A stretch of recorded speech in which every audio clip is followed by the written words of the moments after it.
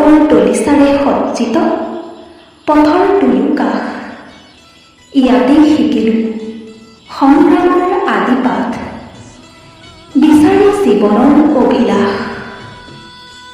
মথঙা হাতেৰে কপালৰ ঘাম মুচি শিৰিষৰ তলত ক্ষণ জিৰাম কেতিয়াবা। টুকুৰিত ভৰাই পাত জুকিয়াও কল্পনাৰ সৰল পৃষ্ঠা,